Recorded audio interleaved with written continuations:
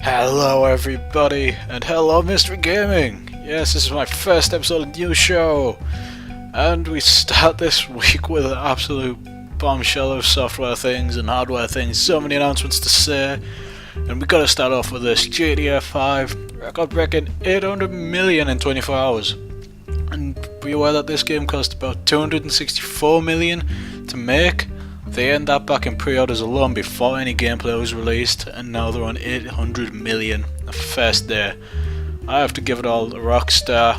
It's absolutely fantastic, and they're easily on the way to beating the Call of Duties.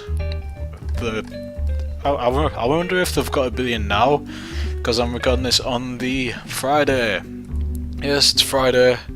This article's from CNET. It's just, I mean, the achievements there are phenomenal. And next update, that was only a quick shot one, but it just shows what's there. Dota 2 update. There's a lot of stuff in this, some quite major stuff. And of course, yeah, you can see Dota 2 First Blood update debuts. GLaDOS announcer. Yes, they've managed to get GLaDOS announcing for Dota, which I think is frankly quite amazing. I do love GLaDOS. If nobody knows who he is, he's the announcer on Portal. And some other announcements for Dota is that they've now added in support for LAN play, which is a really good feature because before it's sort of getting rid of the always online initiative that companies are starting to take, and it's something you've always associated with Steam, online gameplay, DRM, but announcing that you're able to play over LAN, just, I mean, I don't know if they're dead yet, but LAN parties, I mean, you could just get a couple of friends, bring a PC around, and have some good fun playing Dota without any lag. Goes to internet, of course. And I just think that's very nice. I do play League of Legends. Some of you may hate me, some of you may love me. I did find this piece of news, and it's very nice to see. I would like to say that I'm splitting today's episode into two parts. I've got the software bit, which you're seeing now, and of course I've got a hardware bit at the end. And I will give you an honourable mention, which I'll go on later on. Our software section is a bit dry, I'd say. There's not much announced, but there's some good news. State of Decay is hitting PC today. It's 20th, so of course it hit me today. $20, it's 15 quid on Steam. It's still in the early access program, but we did get it. Of course, this is the fantastically popular Xbox arcade game. I have it myself and it's absolutely phenomenal. And it's coming to PC, so I wonder what advantages we'll see with that. Let me know in the comments down below. And it says here, which I actually found frankly quite amazing, in addition, State of Decay for PC will not work with keyboard and mouse, at least not right away. So launch the early access version requires a 360 controller, a third party input, so another controller. So that's a bit of a strange thing, giving it to PC saying no keyboards and mouse. But I do think that will be solved later on, just as to get things sorted out. It is in early access, so this is only a beta. Expect a couple of bugs here and there, and just give it a try. I'll be getting it when they announce keyboard and mouse support, because I currently don't have control for Windows. But it's there, and they did promise it. Undead Labs, the developers of the game, and they're developing it. They're putting it out there because they can, and they're awesome, and I love them.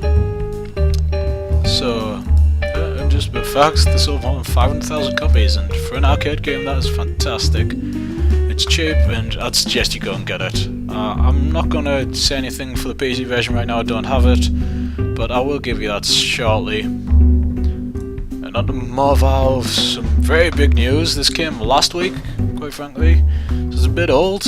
Some of you probably will know about this. This is the family sharing initiative, and this is to be put in place. This would have probably been put in place the beta by the time you've seen this video. And what this is, if you don't know, for some reason, Steam basically allowing family sharing. So you have a computer, you've got a library, and say you've got a friend on another computer, wants your library. Just say share, and he won't have access to all your games forever and ever. There are limitations, so you can share it across 10 devices, so 10 Steam accounts, and they can only borrow games with your permission, and you can't play the same game at the same time. You can't access the library both at the same time. It's sort of the whole idea of sharing. but it is nice to see this with PC, because of course, as I said before earlier in the video, Steam is usually tend to seen as you buy it, that's it, it's locked to you, online DRM, and it has been the case for crap games. I mean, people just buy games and it's theirs, and if they're unhappy with it, it's tough. They paid for it, it's theirs. But it's nice to see family sharing, just allowing people to share the games. And there is a major Steam announcement that you may have heard of, but that's that for the software side. So let's get this window over here. No, let's bring it over here.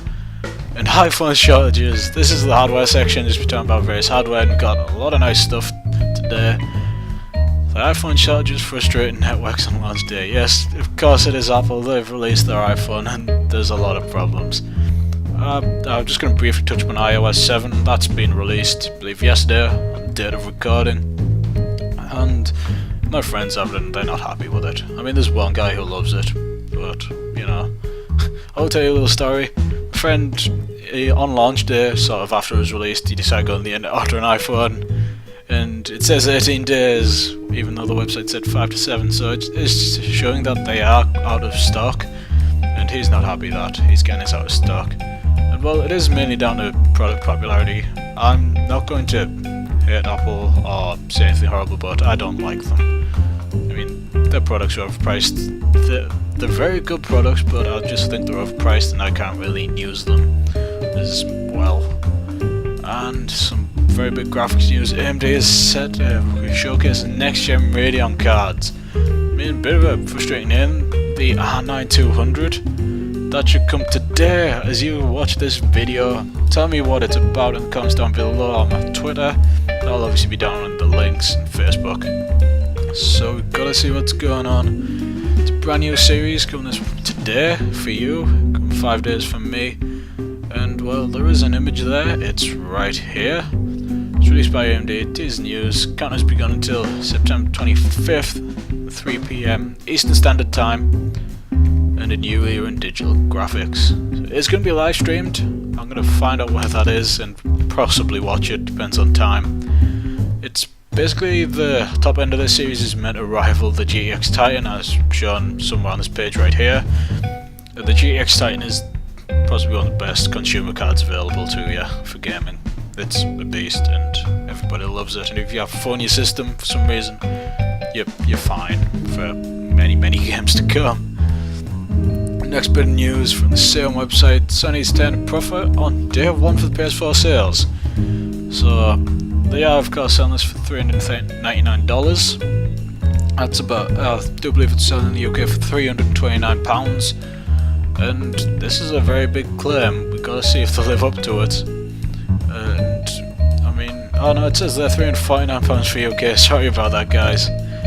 So I'm wondering how much profit they're going to make, because if they can see they make a profit off that, is that just off pre-orders, or is that sort of putting up a thingy graph in a boardroom of various boardroom things of how many people are going to buy first day? Is it going to be like GTA, where the pre-orders instantly cancel out the development cost? And they're saying the PC-like architecture in the PS4 is the chief cause for reducing the cost of production, meaning of course they can reduce the price of it. But this is the complete opposite of what the PS3 did, so it's nice to see that they're doing well. And a bit more on Sony. Confirmed voice and gesture control. And I'm going to rant on a bit. I might rant on a bit, may not. But this is something interesting because of course there's the whole war. Of course Sony and Microsoft are all each plotting the strategies on how to beat the other and what ways they can do this. I think Sony have played the cards well, because Xbox and Microsoft have been announcing things, and Xbox they basically give all the entertainment stuff at once, whereas with Sony they've sort of been building up, and now they're saying that voice and gesture controls work with the PlayStation camera. That's sort of pushing the Xbox One away, because people think, what's the point in paying the extra money for a slightly better Kinect?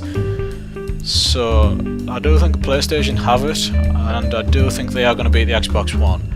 It's not to say that it's better, but it's my opinion, and of course, it's my opinion, it's a personal thing, and we can't really say anything until the actual release, until the public have had their hands on everything, the critics have had their hands on everything, and of course, as we have had our hands on everything.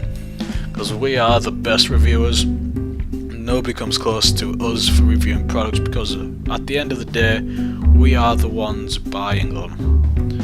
And it's the PlayStation camera, I guess to move on from the PlayStation Eye, does seem like it's a big improvement on the PS2 version, of course the PS3 version. 4 mics and 2 cameras, it's interesting. So moving on to sort of Connect multi-camera stuff, but there isn't an infrared thing. Oh no, that means it lacks control, it's precision and all that things. And well, I mean, the PS4 is, as you can see here, £100 cheaper than the Xbox One, and if you get the camera, it's $40 cheaper. So that works even more in Sony's favour, because who wants the Xbox now? If you've got these voice and gesture controls, of course you've got entertainment. And this smoothly leads on to this story. PS4 competing with the Xbox One, Microsoft executive confirms. And what this means is, well, I'll start off by saying about the Xbox One, it's basically they designed it to be the sort of hub for all your entertainment needs. You plug in your set-top box into the Xbox, and then you can control that from your Xbox. And you do that by plugging your HDMI cable from, well, I'm going to say Virgin, they have the TiVo box, so I have my TiVo box at home. You can plug that in the Xbox, and then use the Xbox to control that, which I think is a very nice feature and really appeals to the entertainment market. Which is probably the way Xbox are trying to go with the Xbox One. But now they're saying that you can feed the PS4 into it, so that's going to be pretty amazing.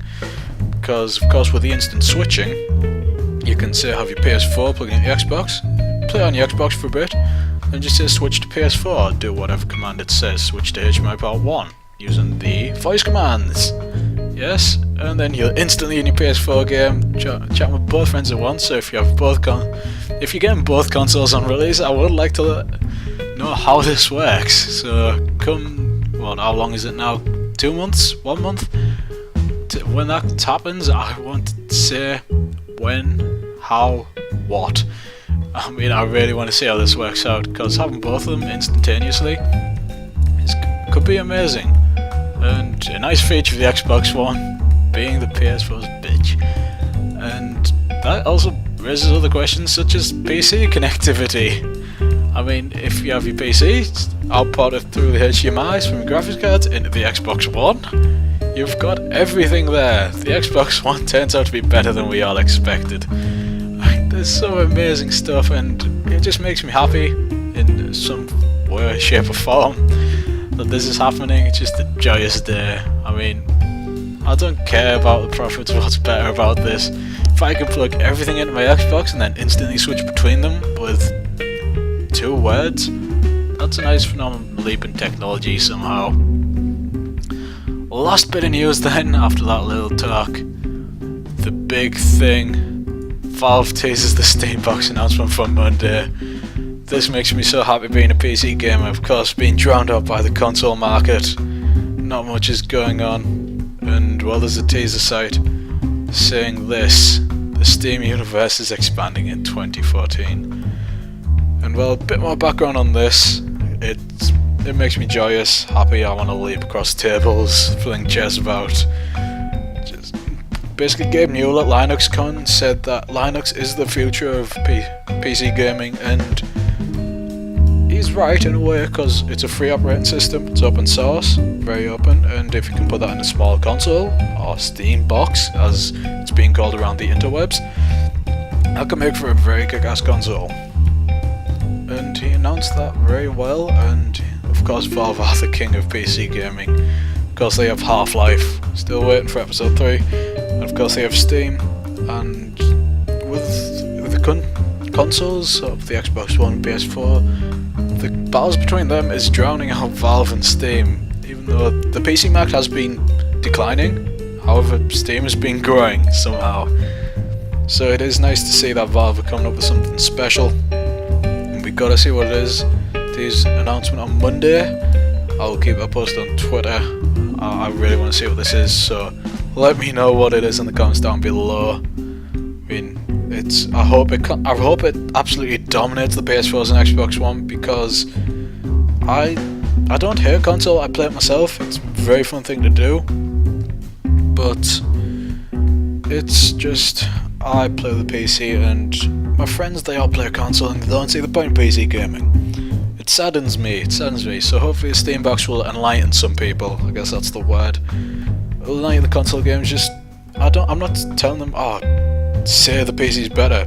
Tell me it's better, or I'll torture you and do horrific things to you. Just say and acknowledge it's there, and acknowledge the benefits. I acknowledge the console's benefits. I acknowledge PC's benefits. I'm just asking that other people say the same. And that basically ends the news show for today. I mean, it's been 15 minutes. I hope you liked today. I mean, it's what I'm going to offer every Wednesday. So every Wednesday news show. I'm recording this on a Friday. I'm 4 days behind news. My god, I'm going to try and get this out, a better updated version. But to end the video, I will do this every week, an honourable mention, and this will go to any YouTube video out there that I feel sufficient and viral, and it's freaking amazing, and it is this Mirror's Edge Parkour Point of View. Let's play that. It is freaking amazing. I'll suggest you check it out for yourself. This was uploaded on the 4th, so 2 weeks ago. It's 3 million views, plus 85,000 likes, and it's just this guy free running point of view, and it's so authentic. So check it out for yourself. The link's in the description down below. I turn the volume because that's hurting my ears right now. You probably can't hear that because I'm overdubbing some sound. And I hope you liked today's video. Watching a bit of parkour there. It's a very good video. And this guy's actually a dude. No, he is not actual faith, he's just a man. That ends today. I hope you liked it. I think Crazy Dave, the host of your new show. I'm going to see you for the future. If I can get a webcam, just let me know what you think in the comments down below. Don't forget to check out my channel at Crazy Dave Gaming. That will also be linked in the description down below. And I'm running out of breath. My throat's getting dry and raspy, and I'm going to be coughing soon. So before I do that, I'm going to say goodbye for the 3rd time. And goodbye.